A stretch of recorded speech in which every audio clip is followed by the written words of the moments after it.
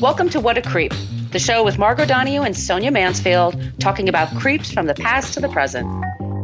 This is your quick guide to the biggest creeps, jerks, assholes, and losers, the best of the worst. From two nice ladies who want the world to be a little less creepy.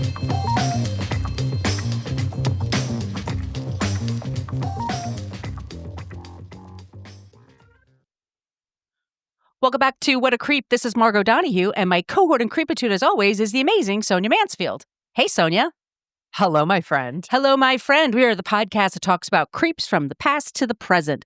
We're doing a spooky, old-timey creep today. It's one of Margot's faves. It's my fave. It's gothic. It's Americana. It's just creepiness galore. And hopefully you don't know too much about this case, so it'll be new and interesting for you.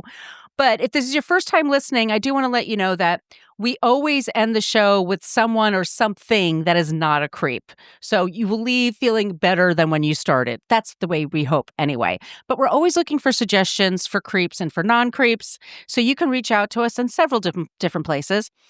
Starting with Facebook. We do have a basic Facebook page, but that's where people go to complain about our language. It's not worth it to complain about our language, y'all. This is just how we talk. Okay? We don't fucking care. We don't care. So this is your warning. We use salty language because we're grown-ups. That's just the way it is. We're much more interactive, though, in our private Facebook group. You do have to answer a few questions and promise not to be an asshole, but that's where we go mostly to hang out. But we have more spots. We're on Threads and Instagram and Blue Sky and all those places. It's What a Creep Podcast. And we have an old-timey email. Yep, we still do that. It's What a Creep Podcast, spell it all out, at gmail.com. And I do have What a Creep stickers still. All my other stickers are gone. I have to get a new vendor and find it out. But if you'd like some stickers, email us with your address and I will drop them in the mail for you. I did send some out last week, a bunch. Hopefully it got out to y'all. Nice. Sonia. Yeah. Do you want to tell them about the website? I do. Go to whatacreeppodcast.com. It's everything you want to know about the podcast, but we're afraid to ask. Don't be afraid to ask. You could email us and you could ask stuff. But you could probably find what you're looking for on the website. You can go there, find all of our past episodes, and they're in little blog posts, and you open up those blog posts, and you'll see our show notes because we source everything we do. We're not making this stuff up. We want to give people credit, and we don't want to get sued. So, right. Do that. More importantly.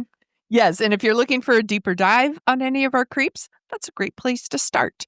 We also have a link to our merch shop where you can get t-shirts and tote bags and face masks and pillows and all the things. The shirts are cozy, can testify. We also have a link to our Patreon. You want to tell them about that, Margot? Yes, Patreon. We have a few options there, affordable options for the show. We're on season 29 right now. Our first 29, right? And we usually go about 10 to a dozen episodes for each season. So the first 9 seasons, so it's about a little over 90 episodes. That's on our Patreon wall. We also put out 2 bonus episodes a month. You're going to get 3 in June, I promise you, making up for April. April was just wild, y'all. What can I tell you? It was. Also, we are now offering the fact that if you sign up for Patreon and you pay, we will put this episode on there and it will not have any ads. So it goes through Patreon, so it shouldn't have any ads. And you can listen to it with Spotify, with iTunes, or Patreon has its own app. I just listen to the app on my phone myself. But we're offering that now because we know some of you have said oh my God, the ads. Look, we got to pay for shit, okay? And we use it to pay for the sources and the costs. We do that with yes, exactly. So, we're not just, I always joke I'm using it to it doesn't pay the mortgage or anything. Yes, exactly. But we understand it could be annoying, but we don't it's dynamically inserted. We don't have control over that. So if you do sign up and pay, you can get it for free. You can get it ad-free. Or get ad-free. Sorry. Yes. You can get it ad-free. So yeah. That's an extra little bonus for y'all. Just great perk. I think it's a good perk myself. It is. But you can also sign up for free because sometimes we put extra YouTube clips and things like that on there. So you can, check it out. Do your thing. Yeah, do your thing. All right, Sonia, do we have any? We don't have any extra reviews today for iTunes or Spotify. Please leave us reviews in those places or wherever you listen to your podcast. That'd be really amazing. Helps us find our peeps. It helps us find our peeps. All right, are you ready Yep. for this, Sonia? We're talking about the think so. Bloody Benders. Are you ready? I'm ready. Are you ready to rock? I am not ready to rock, but I am ready to hear about these. No, creeps. Margo, read to me a little bit for a while. I'm just going to get cozy, get a blankie. All right, we're getting ready for the Google Doc. Here we go. So, season 29, episode 9, The Bloody Benders. I don't even know how I found this, but I do like my creepy history. I love just like, especially America at certain times in our country's youth. We're still in our youth, I guess. But that it was just such a messy, big place and things could happen that you have no control over. And I find that just really interesting. That's just me. But I found this story, and I think maybe it was flipping through TikTok, and it's about the Bloody Benders. And they were a family of serial killers. They're often labeled as the first family of serial killers. I don't think they can make that claim. I mean, sad to say, I'm sure it happened before, but they Maybe are the first documented. Nah, it was the first. Maybe. I mean, it's also this is a case of like it was a family that had a homestead in the middle of Osage County, Kansas, 1870s. So this is a few years after the Civil War. Civil War was a very bloody, messy war for America. It took many, many years to recover from it. And some interesting things to remember is during the time of Reconstruction and people were going west again because it was safe. There wasn't a war anymore, so people could go west. Now, they had to move the indigenous people out to fit the white people in. But people were given 160 acres. They were like, all you have to do is just promise to live here for a few years and we'll help you out. It's westward expansion. It was all about this stuff. But it was lawless. Like, if you're doing some shit and somebody's 20 miles away and there's no telephone and there's no way to reach them, you can get away with stuff. We talked about this when we talked about The Devil in the White City. You could get on a train and go someplace and no one would ever see you again. Yeah. And it was not that uncommon. No, you could change your name, ain't no thing. And you could change your name by just telling people a new name. And just exactly. And so, it was just amazing what you could get away with back in the day. So I just kind of want to give like just give an idea of like what America was like. Like I said, so it ends in 1865. Lincoln's killed, unfortunately. We're going through Reconstruction. Spoilers. I know. But they have this westward expansion. So there are people from other countries, such as Germany, that want to come to America. They want to pull them by their bootstraps and have their own, and I'm not black or anything, so I can do that, right? And America's like, sure, come on in. So They were a family of serial killers who operated a small inn and general store in Labette County, Kansas during the early 1870s. They are considered one of the first known serial killer families. There's no way, I guess, to know who was the very first, but yikes. The Benders lived along a remote stretch of the Osage Trail, a large part of the Santa Fe Trail, where they ran a waystation for travelers. Guess who stayed there at their property? Were sometimes never seen again. We have a lot of sources for this episode, and you can just click through the links under the show notes or, swipe the artwork on your phone. People, the Library of Congress, Humanities Kansas, KCTC TV, A&E, Kansas Alumni Group, KWCH, the Wild West Extravaganza podcast. That's also on YouTube. There's 2 books. I glanced through them. I'll be honest, I didn't finish them. They're both great books, but if you really, really want to dive, one's called Hell Comes to Play by Lee Ralph, and he's based in the area. And the other one's Hell's Half Acre by Susan Genesis. Kansas History, Kansas Reflector, Legends of the West podcast, and then, of course, Wikipedia. That's a lot of sources. It's a lot of sources. I've been just going through a lot of stuff here. So there's this pushed for westward expansion to get over the Civil War. We need to be united as a country, and we need to have as much land as possible and rule it so that we have more power, so that we can, if England ever tries to mess with us again or whatever, right? Yes. That's the whole idea. So there's this area in Kansas where like I said, 160 acres. You have to promise that you're going to work hard, you're going to raise your family there, and you'll pay taxes eventually. But it's free. And so there were people that were like, hell yeah, I'll go for that. And so it created all these little communities in spaces that never had them like this before, right? So you have to create stores. You have to create some sort of system for water, for, toilets, for roads, for mail, for all schools, just all the things that you need to get a community going. And so when you have these vast stretches, it's not like living in the city. It's a little remote. And we have what's called the Bender family.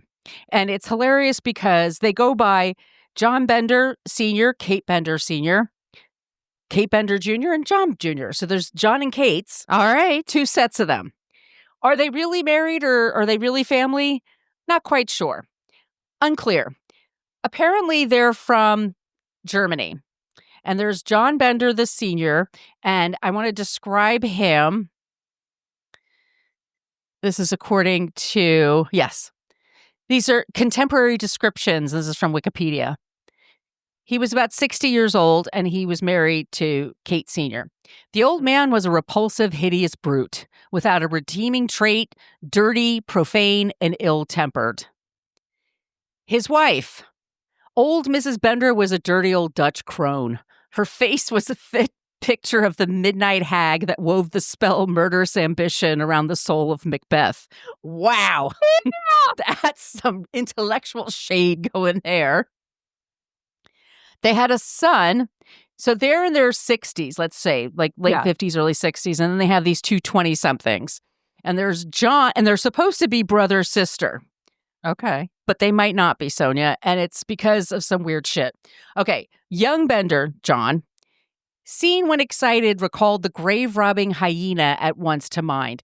So he was a handsome enough guy, tall, dark-haired, mustache. He had his eyes were just a little too close together, and he tended to burst into laughter at weird points. Right. And just like in a hyena laugh, like he would just start laughing.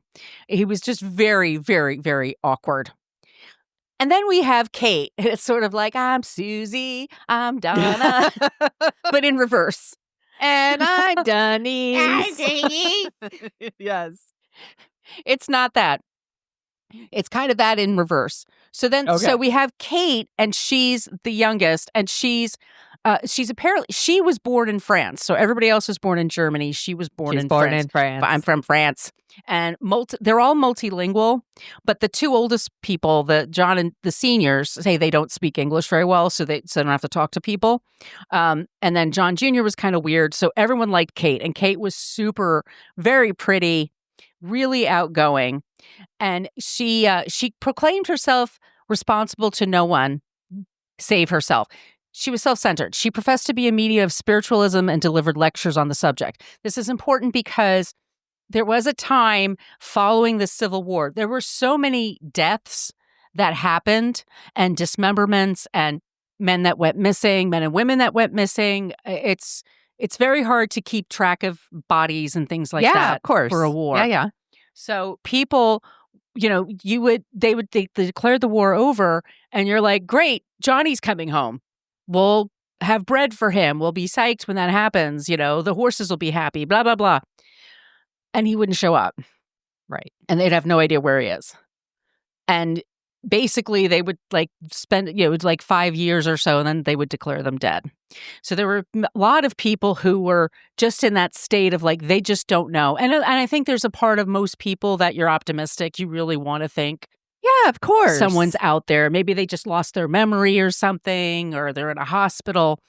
But there was this idea of like watching, because America hasn't had, it's the only battle except the Revolutionary War that's been on our soil. For the Right. most part, everything is overseas. That's just how we do in America, because it is horrifying. It is really horrifying to live in a war zone. It is awful to see what happens. I mean, and the cleanup and all that stuff. It's just, Yes. it's psychologically very damaging to a region.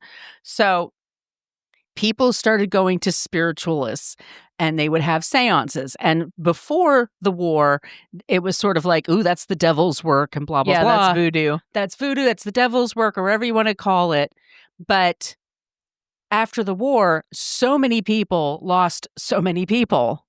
So many families, They're desperate. they're desperate and they just want to know, if they're gone, are they okay where they are? And if there's somebody that says, I can give you that answer, like $5, come over to my place, we'll have a seance at my table and I will be able to speak to them and then you will feel better. A lot of people would take that. True.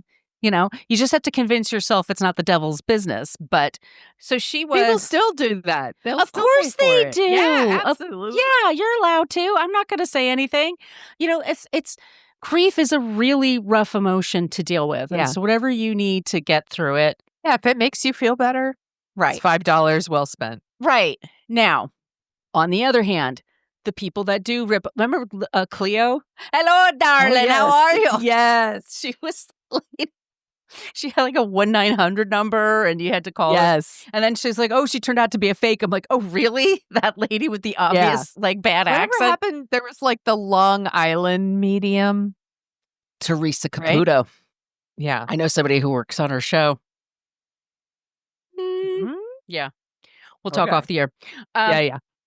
But yeah, there's people that still do this. I mean, I think there's healthy skepticism and good because there are people who do take advantage of other people. They Yeah. will charge way more than $5. Of course. And they Of will course. say they will say some things like, he's cursed. And the only way that we could break this curse is you need to come to here every Friday and bring me this money and we'll talk to him.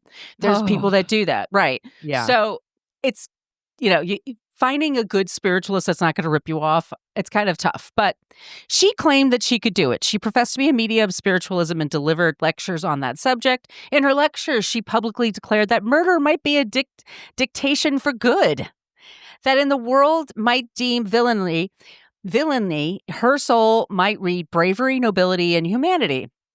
Sonia, she also advocated for free love and denounced all social regulations for the promotion of purity and the prevention of carnality.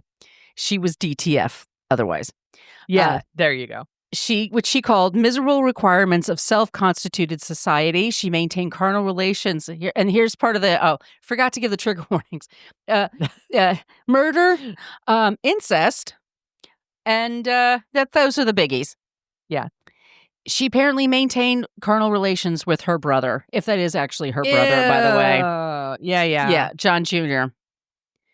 She boldly said in one of her lectures when somebody asked her about it, shall we confine ourselves to a single love and deny our natures that proper sway? How is that a proper sway, girl? Even though it be a brother's passion for his own sister, I say it should not be smothered. So she's got her sounds issues. pretty gross. Yeah, she's pretty gross. Yeah. But they get their, so in 1870, father and son arrive first, they get their land, and then they start to build a property. And what they decide to do is they're going to have this cabin type thing, and they're going to have half of it be a general store and has a place like for sitting and eating, like making sandwiches or whatever. And then the other half would be the residence. And the residence was like 2 bedrooms, maybe 3, I don't know. Maybe there's an outhouse outside, but it's not glamorous. But they would go to the closest town and buy the supplies and then resell them to people. Yes. They also put on seances, if that's what you're into. They would also encourage people, hey, are you hungry? Come over. We'll make you a meal. And you can stay overnight with the brother and sister that are in the other room. Yeah, you have to share a bed with the brother and sister, though. 0 stars. Do not recommend staying there. But so about a year in, they managed to build all this stuff. And then the Cates come over. and they're now staying at the house. And as I said to you before, Kate Jr. was very pretty and very vivacious and bubbly. She had a lot of charisma. She had the riz, as the kids would say. Mm-hmm. And people really liked her. Like I said, she was multilingual, very well read, and really good with people, which was complete opposite of every other person in her family. So 100% described herself as an empath. yes. Yes. Okay. Oh, yeah. Good to know. And then would cry as soon as she said it. Yeah. Because she's so I just deep. feel things so much. I'm just so deep. There were 5 families in October of 1870. There were 5 spiritualist families that were homesteading in around the same area, which is, by the way, like the Osage area. So they had a cabin, a barn, and they had a corral. They had some animals. And they started their general store, and they set up a garden. They made a vegetable garden, and they kind of had, and it wasn't fancy by any means, but it did the job. Yeah. And they made friends with people. They did, they did try to fit in, but there was a lot of chatter of something's up with them. Like, especially the son. He laughs like a hyena all the time. The mother claims that she doesn't speak any English. So when people talk to her, like, they would just be like, "Hey, Kate." And she'd be like, she would just scream at them. Yeah. Like, just no chill. And Got it. so they were the odd ones that people were like, there's the Mansfields, there's the Donahues, and then there's the Benders. Like, if you can make it to the Donahue Ranch, go there. They usually have cute animals you can play with and stuff. So in May of 1871, so the women had just moved there, a man was found at Drum Creek. His name was Jones, and he had his throat cut and his skull was crushed. Damn. And they took all of his clothes except for his undershirt. And this is also a thing, content warning. Genital mutilation. This is what happened. Okay. And it was mostly men that were captured. So it wasn't enough. And so and they couldn't figure out what happened, right? I mean, there's no DNA. There's like barely a constable that comes by to solve these things. Right. But that was the first person that was found. And then So it was ruled an accident. he slipped and fell and his clothes fell off and then his dick got whacked around. But Yes. they didn't know. Well. They knew something had happened, but I'm sorry. The other thing that people would automatically they'd say like, well, it's the Osage, or it's they would blame the indigenous tribes. Oh, And- okay. And that was a very real threat. I mean, some were more welcoming than others. I mean, like people. Yeah, well, some people don't like getting booted off their land and told to kick rocks. Yeah. That would suck. So that would so going cross country, once again, very dangerous proposition. You don't want to do it alone. If you're going to be, you want to be with a group of people, but a group of people, honestly, that, obviously you get along with, people that can handle their liquor. They're not going to get drunk at night and shoot people. Like, there's lots to worry about when you're traveling, cross country to the unknown. You don't want to travel across. You don't even want to sit next to someone annoying on an airplane for a couple of hours. Right. Imagine like fucking months riding with some asshole. And you're It's just hungry. Yeah. And the weather sucks. It's a harsh winter. It's hot summers. It's like there's drought sometimes. There's sometimes monsoons. I mean, the weather in the Midwest is all kinds of things. So and you can't just stop and get fast food. It's a lot of work just to eat, and then you stuck with a grown man who has the hots for his sister and laughs like a hyena. That'd be pretty terrible. So they found him. And then and over the next 2 years, they're finding lots of the people are disappearing, and especially men are disappearing. And people are kind of like, well, where did they go? And they're talking, but nobody has any evidence. And then there's a man named Colonel York who arrives at the Bender's Inn one day, and it's March of 1873. And his brother and his brother's 19-month-old daughter had gone missing. Hmm. And there are a lot of these men that are going cross country. A lot of them were Civil War veterans, so they're not like they're made of stern stuff. Like they're tough, Right. They've seen some shit. They've like so it so a man disappears and his daughter disappears. So his brother is going by and he's meeting certain people, and he hears about the Benders, and then the Benders. So they goes to the Benders, and then what happens is that the two Kates are getting really. There's a lot of men missing. Okay, so there's about a dozen in about a year and a half, almost 2 years. So like one a month. It's like somebody's like going through the area and then nobody ever sees them again.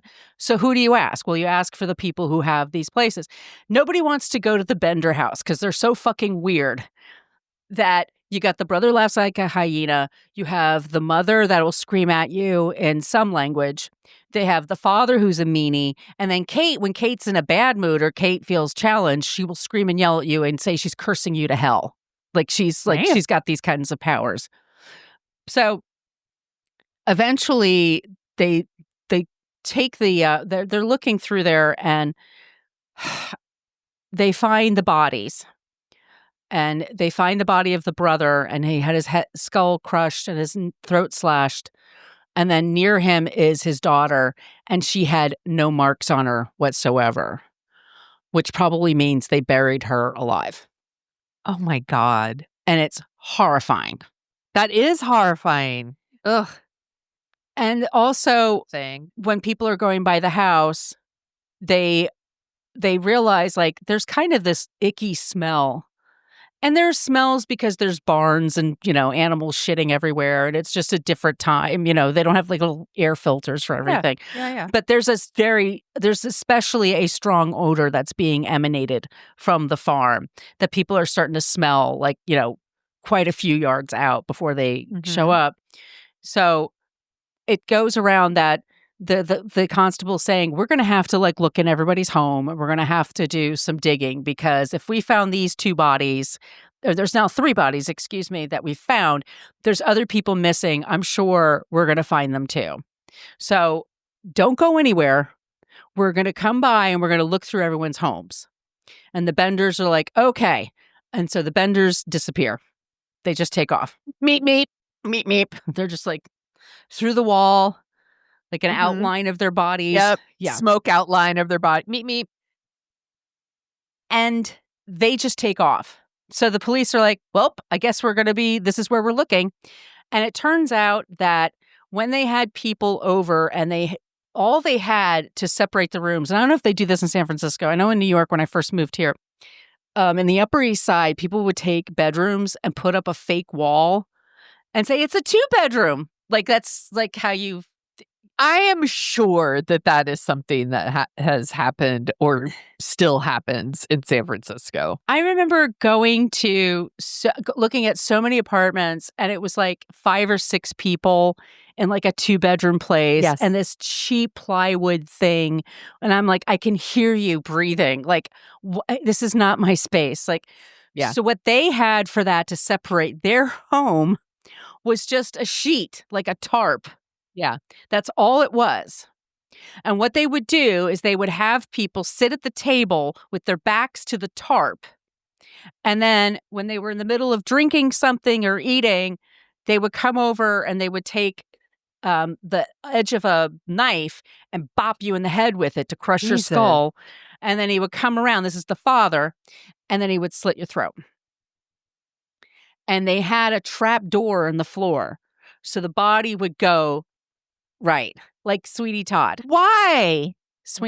Because they were robbing all of these people. So that they just took their money, their clothes. They just killed these people. They didn't threaten them. They didn't rob them. They didn't just put a gun on them and rob them. They killed these people because they're no longer useful. And they just did it for the money. And they didn't even, we'll talk about some of the things. But turns out they had a trap door and it smelled bloody awful. And so then they went around the field and they found 8 other bodies. Damn. So they've been doing this for a while. And I want to talk about like some of these victims. Mr. Jones was found with his throat crushed. 2 unidentified men were found on the prairie, crushed skulls, throat cut. There was a man named Ben Brown who they took his $2,600, which is like $68,000. Oh my God, that's so so much money back then. Yeah, but they buried him in the apple orchard. There's another person, they took his money and they stole his horses. There's another person another one where they stole their horses. There's a man named George Newton Longcore, who we were just talking about with his 18-month-old daughter, Marianne, and he had lost his other son 2 years before Marianne was born. So they had a son who was a baby and died from pneumonia, and then they had Marianne, and then he was killed with Marianne. Yeah. For like $1,900, which is, I know, it's just super, super upsetting. So there was a huge news story. Yeah. And it wasn't exactly set up for like, you're going to put a police tape everywhere and not let reporters or people do things, like, right. So as they're excavating these bodies and looking for them, these news stories go out and they're all across the country and they're all saying in this Osage, in this county, in Kansas, all these people are missing, all these people are dying, they're finding all these bodies and people are like, I got to check this shit out. So people are going to Kansas. I don't think there's even any cars yet. I mean, they must have just taken the train, but went all the way out to the property. And one day they showed up and there were over 3,000 people there. I'm telling that were y'all, true crime observers. people. We were always here. It's similar to Bonnie and Clyde when we talked about them. Like their car was just torn apart by people who were, they were looking for trinkets. They were looking for, souvenirs and shit they can sell someplace else. So they were taking all this stuff from the house, which is evidence, by the way, but nobody could stop them. Also, remember, y'all, there's no Netflix back then. If you wanted your true crime fix, you had to go out and get it. I just think about downtime at those times. Like, it must have been so fucking boring. Right? It must have been. Can you imagine? You and I are living on some farm and we're like, hey, in the state over, there's like a big fucking murder farm over there. Want to check it out? Yeah, I do. Yeah, I need to see What this else for am I myself. doing? Papers in New York wrote about this. Like, everyone was writing about this. And then it turns into, so the governor was putting out a $2,000 reward, which is a huge shitload of money. Yeah. That's like $60,000 once again. So I'm looking at this one. It's Leavenworth Daily Commercial, May 23rd, 1873. $2,000 on the heads of the Bender family. Governor Osborne has issued a proclamation offering a award of $500 for each of the 4 Bender murderers, whose names are John Bender, Mrs. Bender, John Bender, and Kate Bender. This is as it should be and will help to spur up vengeance and assist in following the fleeing wretches to their doom, whichever follows crime with feet of wool and hands of iron. So it's bloody. It's bloodthirsty. Like, we need to get these people. So they just take off. And nobody knows where they are.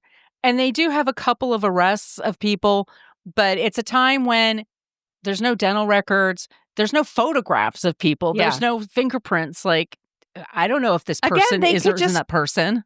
Yeah, they could just say, like, no, I'm not John Bender. I'm George Fender. Yeah.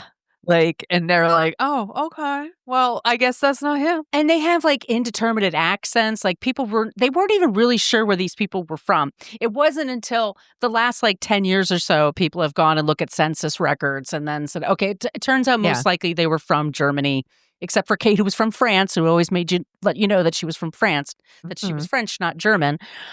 Did you know there's an Ingalls family connection?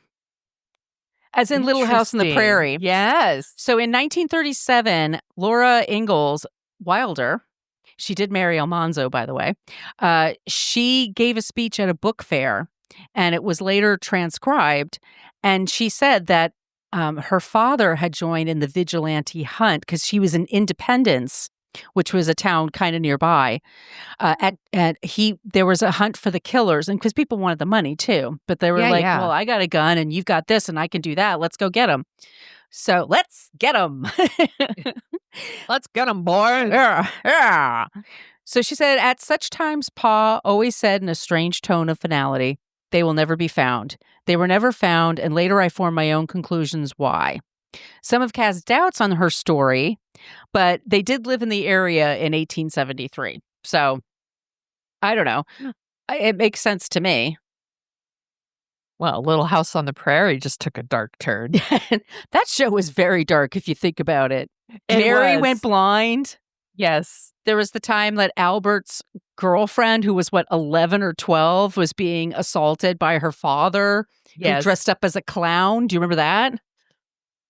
I probably blocked that shit out. Yeah. But I used to watch that show religiously. Oh, it was my favorite. Yeah. Yeah. They're making a new one. Oh, I know. And Megyn Kelly's really upset because she says it's going to be woke because she never saw the first time what happened on that show. Well, shut up, you fucking cunt. So, yes, they did find all these. So they did recover some of the bodies, but pretty soon the news cycle changes. They never were essentially found. There are rumors that they went to Texas. There's rumors that they went back to Germany. There's rumors that they went to Colorado. You could just do that. They could have gone to New York and just walked around and said, "Hi, I'm a bender," and people are like, "I don't care," because there's millions of people here. Who gives a shit? Right. So nobody ever really finds. They never are found again. But they could have moved to Hollywood, Margot. Hooray for Hollywood. We're making a killing. I gotta be in motion pictures. So they're never found again. Eventually, the people forget about it. There's a farm that's on there for about 100 years, and they're just farming on it, being normal. And then the people who own that pass away, and then they sell it, and then they sell the property to a guy that's really into history. And I'm going to look up his name. He's he independently, Bob Miller. His name is Bob Miller, and he grew up about a couple of hours away. And he's always been fascinated by this case. So when the property comes up for sale and it's not that expensive, he just buys it. And then he calls the local schools and said, "Do you have any archaeology students? Are you into excavation? Like, I bet you there has to be other bodies." Like, they never. Oh my gosh. There must have been the sheer number of people that went through there. So that's what's been going on there for the last 2 years. There's, they call the Bender Mounds. There's like mounds of grass and hills, and they're wondering if it's there or not. But it's basically set up like they're looking up old Puritan colonies, right? Like they do right here. Yeah. So that's what they're doing now. They're actually, and it's students are there. They're all like looking for this. And because they also like want to see if they can identify people, if they can, put some conclusions to it. But it's a huge story in Kansas. It still like has its legend. There's a little in Cherryvale. There's a museum, and they actually have like a little section for the Benders, and they have the original knives and cleavers and stuff that they killed people. Yeah, they have that like in a case that's like been fogged up over the years and stuff. But there's like stuff you can see, but. That's in Cherryville. But there are like historical markers. I mean, people know about it there.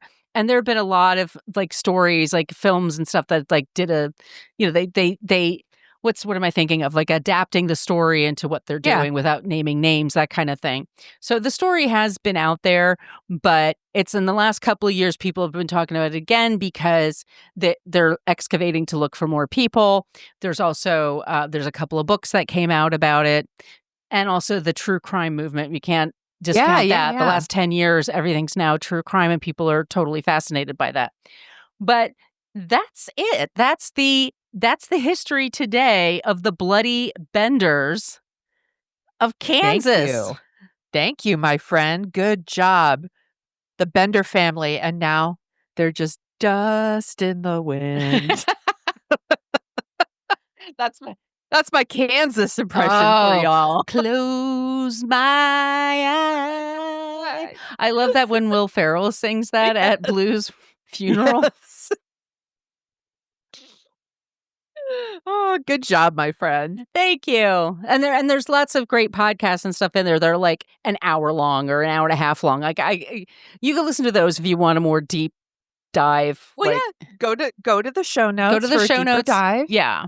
Everything we're doing is always high level, y'all. Yeah. Unless we're doing our series on Reagan. Like, I think yeah. we did like 3 episodes on Reagan. We've done But- like 2 on Musk, and we'll have to do like 100 about Trump one day. But yeah. Gross. But to offset that, I decided to dig up some good news. Yay! It seemed like everybody has been enjoying our good news segment. So I was like, I'm going to find some good news. Yay. So recently, a boy named Michael Baker was graduating high school in Georgia, and he like ran from his high school graduation to his job at the Burger King. Like he didn't go out to celebrate. He like went right immediately to work. And a local mother like heard the story and started a GoFundMe. She thought maybe I could help this kid raise some money to go to college. yeah. And she set the goal for $20,000. It raised $187,000. What? Yes. And then Burger King Foundation found the story and they gave him $10,000.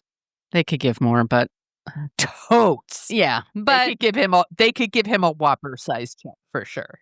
But still, we'll take it. we'll take it. Along the same lines as our story about Valerie, the wiener dog that got lost Yes. on Kangaroo Island, we have another dog story. This one starts sad, but it has a good ending, you all. So back in October, when Hurricane Milton hit Florida, there was this viral video of someone who had taken this I want to say he looks like Spuds McKenzie. Yes. From like that kind of dog. Anyway, someone had tied this dog to a fence and split in the middle of a hurricane. Fuck those people. Who are these fucking people? Tying Like, dogs to trash. a tree. Jesus Christ. Trash. Trash. Trash. So somebody found the dog and like untied him and rescued him, and he has found his forever home. He is named Trooper because he was found by a trooper. Aww. And since then, believe it or not, y'all, Florida has done something good. Florida passed a law called Trooper's Law, and it is now a felony to tie up or restrain pet or abandon your pets during a natural disaster. You can pay a fine up to $10,000 and face up to 5 years in prison. I think it should be more than that, Yeah. but there you go. Florida did something good. Was that a DeSantis thing or is that somebody else? I don't know. We never hear from him anymore, do we? I know. Not He's really. just 'Cause completely. he comes out of the woodwork and says something garbage. I know that recently some people were trying to like do a pride march, and I guess he like had them raise a drawbridge to like stop. Like I was like, basically he ruined people's fucking days trying to like commute to and from work because he didn't want like gay people marching or whatever. Like fuck off Fuck with this guy. all these people too that are like, we did such a good job shutting down gay pride. I'm all, you didn't shut down shit. Like Right. people are still celebrating all over, you fucking losers. Such losers. There was this woman who does a podcast called I've Had It. It's like her and these 2 women.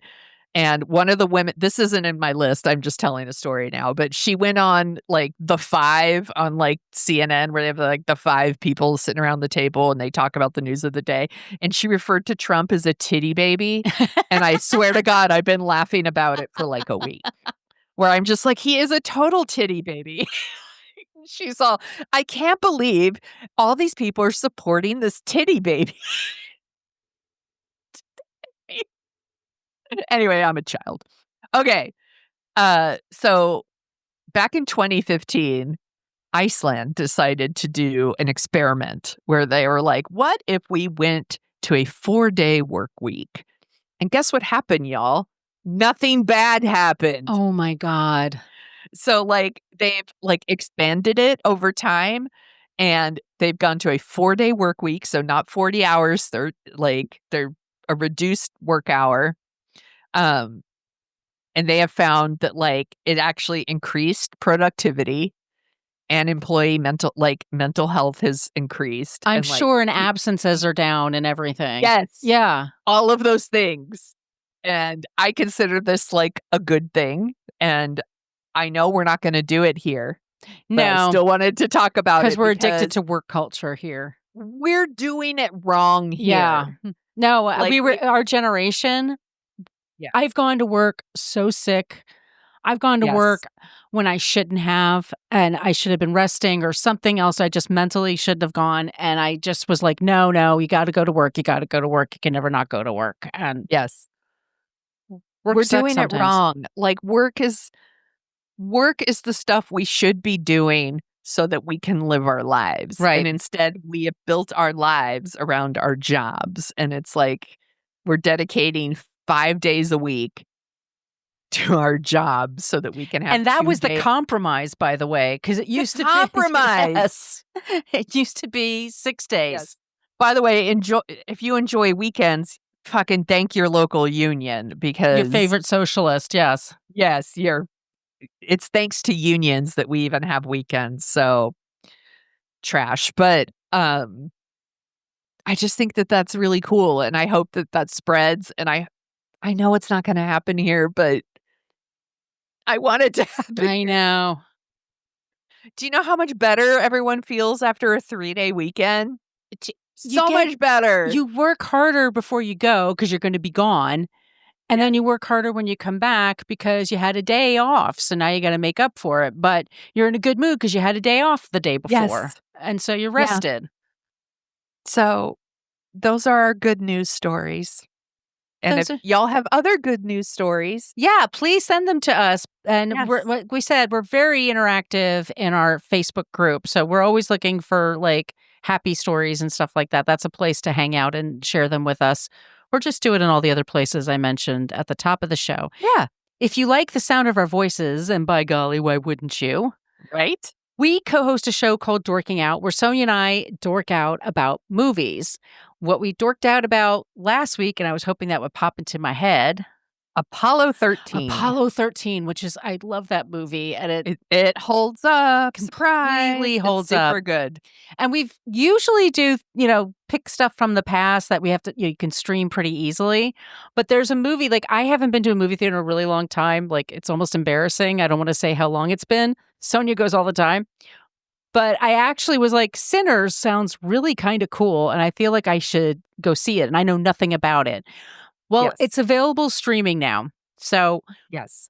even though it's full price, I'm excited. I love Michael B. Jordan. I don't know what this Yes. movie's about, but I'm super excited to check it out. And I'm sure it's going to be a great discussion. So we're going to be talking about Sinners. Yes. I can't remember the last time we did a movie that was like a brand new movie for Dorking Out. Like, Sometimes if it's streaming on Netflix, like, the 4 seasons, but we also Yeah. paired that with the original movie. yeah, like the last one I really could think of is maybe we did Wonder Woman. Maybe. The second Maybe. one? No, the first one. The first one? And even then, that was with the old co-host, and you were a guest, if I remember correctly. Okay. Yeah. But like, we rarely do this movie just came out in April, and it's already streaming. Because we which like is, to talk about like things that were happening at the time that it happened, yeah. and we always talk about the top 10 list. Like, well, we'll do the top Yes. 10 list. We'll see if I know anything there. We do it top 10 songs and stuff like that. So we do a whole thing, but it feels like this movie has made so much money. It's not based on, I think, any IP, right? It's like Ryan Coogler. Correct. So that's exciting. I mean, and I want to Yes. encourage that. And I love Ryan Coogler. I think he's amazing. So yes, I think it's going to be super fun, and I think it's a really interesting movie, and I I think we're going to have a lot to talk about. Oh, I can't wait. So that's what's going to be coming up next there. If you are looking to give us suggestions for creeps and non-creeps, all those places I mentioned at the top of the show, that's where you could find us. Our email, once again, is whatacreeppodcast@gmail.com.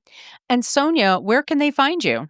You can find me on the at thesoniashow.com. I don't know what I was going to say there. I'm also on Blue Sky and Instagram and Threads and the TikTok. Where can people find you, my friend? I'm at brooklynfitchick.com, and I'm at brooklynfitchick for Threads and Instagram.